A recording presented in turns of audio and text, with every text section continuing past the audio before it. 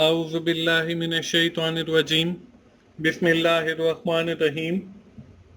अस्सलाम वालेकुम दोस्तों, मैं हूं मोहसिन रज़ा और आप लोग देख रहे हैं 24/7 टीचर्स ऑनलाइन यूट्यूब चैनल। दोस्तों, हमारी इंग्लिश की क्लास चल रही है और आज उस सीरीज़ का हमारा 9वां लेक्चर है। दोस्तों, हम पिछली 3-4 क्लासेस से 7 C's इफेक्टिव कम्युनिकेशन के ऊपर बात करते चले आ रहे हैं और आज 7 C's के हवाले से हमारी आखिरी क्लास है, क्योंकि आज की क्लास के अंदर हम रिमेनिंग जो हमारे C's हैं यानी क्लैरिटी, कर्टेसी और करेक्टनेस, इस हवाले से बात करेंगे। दोस्तों, आज की क्लास शुरू करने से पहले आपको पता है, जैसे हम लोग सबसे पहले अपनी एक्टिविटी को देखते हैं और एक्टिविटी आपके सामने है जो क्लास 8 के इख्तिताम पे मैंने आप लोगों को दी थी। उम्मीद है सारे दोस्तों ने उस एक्टिविटी को कर लिया होगा। मैं भी इसका सोल्यूशन आप लोगों से शेयर कर देता हूं ताकि आपको पता चल जाए कि आपने इसको ठीक से सॉल्व किया है या नहीं।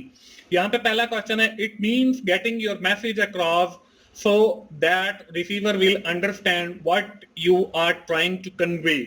तो ये दोस्तों हमारे पास डेफिनेशन दी गई है कंसीडरेशन की। इसके बाद अगला जो क्वेश्चन दिया गया है वो है, if your message is specific define it and vivid which of the following principle have been applied. कि कौन सा प्रिंसिपल अप्लाई होता है 7 C's में से। तो ये हमारा कंक्रीटनेस का जो है ये अप्लाई होता है। इसके बाद which of the following would be unethical to use in persuasive message. तो ये हम लोग यूज करते हैं the you attitude instead of I or we. आगे है मतलब अगर हम ये जो है यू एटीट्यूड ज्यादा यूज करते हैं। Use specific facts and figure is the benefit of. कि ये हमारा जो स्पेसिफिक फैक्ट्स एंड फिगर है तो ये हम यूज करते हैं अपनी कंक्रीटनेस के अंदर। तो ये दोस्तों हमारी एक्टिविटी का सोल्यूशन हो गया। बढ़ते हैं आज की क्लास की जानिब। दोस्तों, जैसे कि मैंने आपको पहले भी बताया कि आज हम लोग जो है अपनी जो 7 C's की गुड कम्युनिकेशन के हवाले से क्लासेस शुरू की थी। आज उसकी आखिरी क्लास है और आखिरी क्लास के अंदर हमने जो बाकी हमारे 3 रिमेनिंग C's रहते हैं यानी कि क्लैरिटी, कर्टेसी और करेक्टनेस, इस हवाले से बात करेंगे। तो दोस्तों अगली स्लाइड पे चलते हैं। ये वही स्लाइड है जो पिछली 3-4 क्लासेस से हम लोग देखते चले आ रहे हैं 7 C's ऑफ इफेक्टिव कम्युनिकेशन के हवाले से। और इसमें देखें कि आज हम लोग जो है वो क्लैरिटी, कर्टेसी और करेक्टनेस के हवाले से बात करेंगे। तो चलिए दोस्तों, हम जो है अपना 5वां जो C है जिसको हम क्लैरिटी कहते हैं उसको देख लेते हैं। Getting the meaning from your head accurately to the reader is the purpose of the clarity। कि क्लैरिटी का पर्पस ये है कि आप अपने जो रीडर है उसको एक क्लियर एक्यूरेट मैसेज दें। इसकी भी कुछ गाइडलाइंस हैं जो आपको नजर आ रही हैं। Choose precise, concrete and familiar word. कि हमने जो है बिल्कुल आसान अल्फाज यूज करने हैं। ऐसा ना हो कि मुश्किल सेंटेंसेस या वर्ड्स यूज करें जो हमारी कम्युनिकेशन को बिल्कुल एक अनएथिकल बना दे। तो ऐसा हमने नहीं करना है। Construct effective sentences and paragraph. हमने जो है इफेक्टिव सेंटेंसेस और पैराग्राफ बनाने हैं।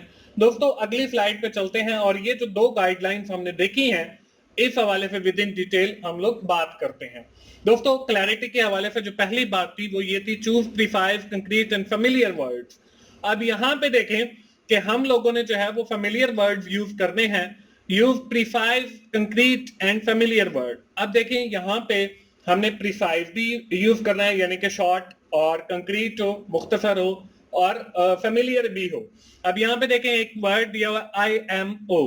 अब I M O stand for in my opinion. बजाय इसके कि हम लिखें इन माई ओपिनियन तो आप लोग वहां पे आई एम ओ यूज कर सकते हैं। That is more precise, more concrete as compared to in my opinion complete के। इसके बाद आगे FAQ दिया हुआ है, फ्रीक्वेंटली आस्क्ड क्वेश्चन। तो हम बजाय इसके कि ये तीनों वर्ड्स लिखे, हम एक ही वर्ड जो है वो लिख लेते हैं जो प्रिसाइज है और इससे हमारा जो मैसेज है वो भी क्लियर हो जाता है। इसके बाद अगली जो चीज है वो है कंस्ट्रक्ट इफेक्टिव सेंटेंसेस। कि हम लोगों ने जो है वो इफेक्टिव सेंटेंसेस बनाने हैं। यहाँ पे देखें इसके अंदर 2-3 चीजें आती हैं। पहली जो चीज है वो है लेंथ। कि आपका जो सेंटेंस है उसकी लेंथ कितनी है। Try to make sentence length of 17 to 20 words, when sentence length increase chop it down, कि आपने जो है वो कोशिश करनी है कि आपके जो सेंटेंसेस हैं वो 17 से 20 अल्फाज के हों, और अगर आपको लगे कि ये सेंटेंस जो है बड़ा हो रहा है तो हमने उसे छोटा करके 2 सेंटेंसेस के अंदर कन्वर्ट कर लेना, तो हमारा जो है वो खुद ब खुद इफेक्टिव सेंटेंस बन जाएगा। इसके बाद अगली जो चीज है वो है unity.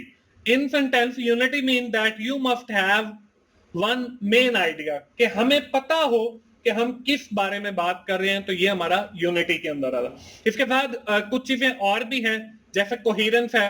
Don't use unclear word. Unclear word मतलब कि आपने जो वर्ड क्लियर नहीं है वो यूज नहीं करने। अब यहां पे देखें, being an excellent lawyer I am sure that you can help us, कि आप एक वकील की होने की हैसियत से मुझे यकीन है कि आप हमारी मदद करेंगे। अब यहाँ पे जो है वो लायर दिया हुआ है, यहाँ पे देखें being an excellent lawyer you can surely help us, क्या जो है आप हमारी, तो आई एम श्योर मुझे यकीन है कि बजाय जो है हमने you can surely help us, कि आपको अपने आप के ऊपर यकीन होना चाहिए कि आप हमारी मदद करेंगे, तो ये क्लियर सेंटेंस बन जाता है। तो ये हमारी क्लैरिटी की बात आ गई। इसके बाद दोस्तों अगला जो 7 C's के अंदर आता है वो आता है हमारा जो है कर्टेसी। अब कर्टेसी क्या है? कर्टेसी मीन पोलाइटनेस, कि आपने पोलाइटनेस अपने मैसेज के अंदर शो करनी है। Courtesy steam from a sincere you attitude. It is not merely a politeness with mechanical insertion of please and thank you. दोस्तों आपने देखा होगा कि जब भी हम कोई मैसेज यूज बना रहे होते हैं तो उसके अंदर हम प्लीज का वर्ड यूज करते हैं, थैंक यू का करते हैं, ऑब्लाइज का करते हैं, यूअर फेथफुली का करते हैं। तो all these are related to the courtesy mean के पोलाइटनेस। तो यहाँ पे उसकी भी कुछ गाइडलाइन है। Being fairly tactful thought and appreciative thoughtfulness and appreciation, use expression that show respect, कि हमने ऐसे अल्फाज लिखने हैं जो रिस्पेक्ट को शो करें। इसको भी हम विद इन डिटेल देख लेते हैं अगली स्लाइड के ऊपर। तो इसमें देखिए हमारा जो पहला था वह be sincerely tactful thoughts and appreciated, कि हमने जो है वो टेक्टफुल चलना है।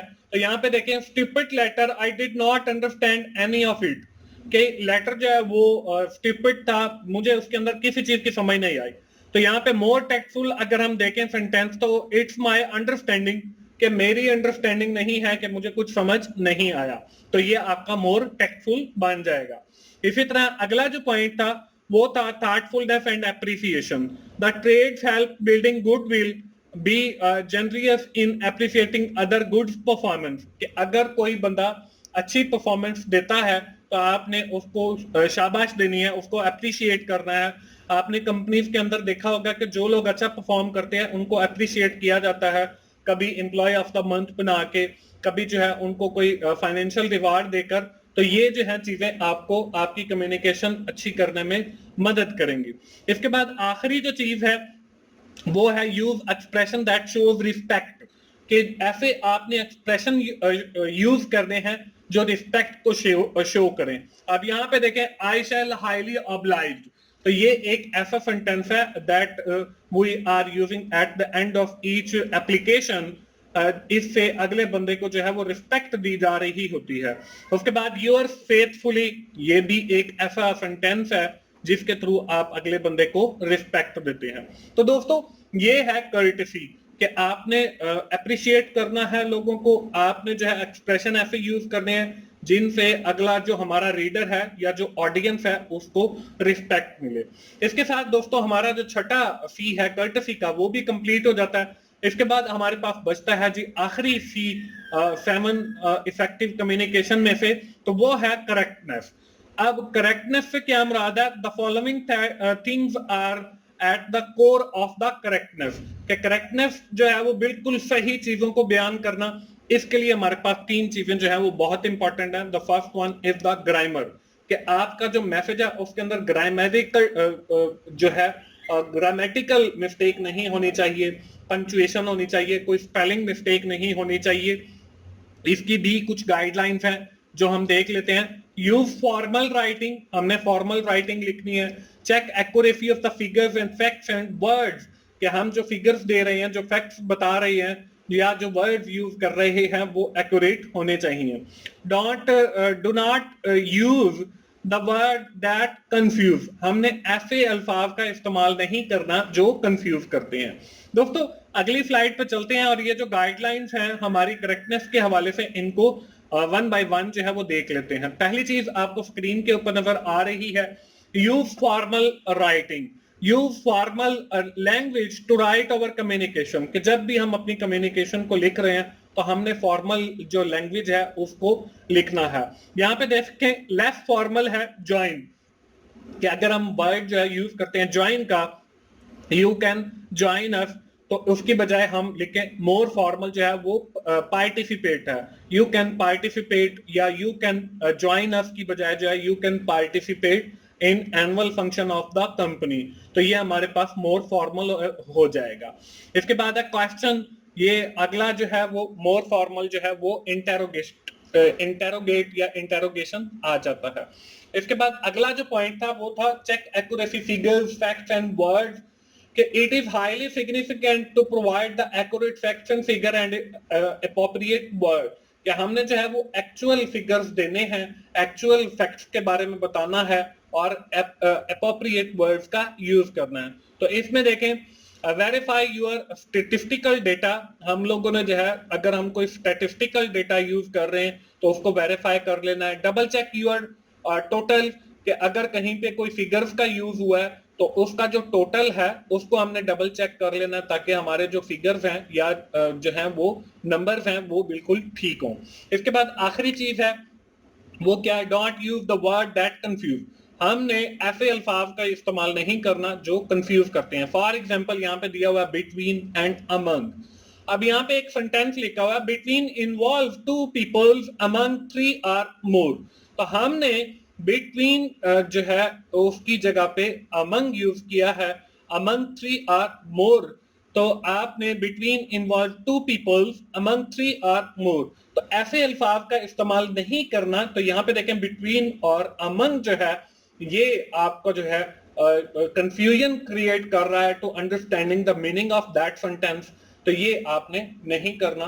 तो इस तरीके से हमने दोस्तों अपना जो मैसेज है उसको करेक्ट करना है with respect to the grammar, with respect to the spelling.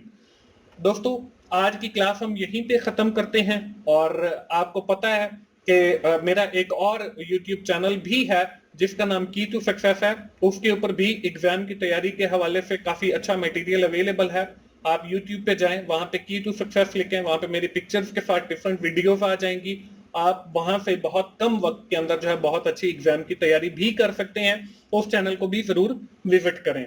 तो दोस्तों हम अपनी क्लास को खत्म करने से पहले एक बार चलते हैं अगली स्लाइड पे और देखते हैं आज की एक्टिविटी को, क्योंकि आपको पता है the beauty of that course is कि मैं आप लोगों को हर क्लास के इख्तिताम पे एक एक्टिविटी देता हूं that will help you to prepare your mid term exam as well as the final term exam. इंशाल्लाह दोस्तों हम इसी तरह इस सीरीज को लेकर चलेंगे और इंशाल्लाह आपको इस सीरीज से फायदा होगा और आपको मजा आएगा मेरे साथ पढ़ने का। इंशाल्लाह आपको सीखने को भी काफी कुछ मिलेगा। दोस्तों आज की क्लास खत्म करने से पहले एक बार समराइज भी करते हैं अपनी क्लास को। आज की क्लास के अंदर हम लोगों ने जो हमने 7 इफेक्टिव C's पढ़े थे गुड कम्युनिकेशन के, उनको इख्तिताम किया, जिसमें हमने क्लैरिटी को, कर्टेसी को और करेक्टनेस को पढ़ा है। आज की क्लास हम यहीं पे खत्म करते हैं। आखिर में दोस्तों आपको यही कहूंगा कि अगर आपको मेरी वीडियोस अच्छी लग रही हैं तो आप उन्हें लाइक कीजिए, अपने दोस्तों के साथ शेयर करें और मेरा चैनल 24/7 टीचर्स ऑनलाइन जरूर सब्सक्राइब कीजिए ताकि मेरी हर आने वाली वीडियो आप लोगों तक पहुंच सके और आप उससे सीख सकें। दोस्तों मिलते हैं अगली क्लास में, उस वक्त तक के लिए अल्लाह हाफिज।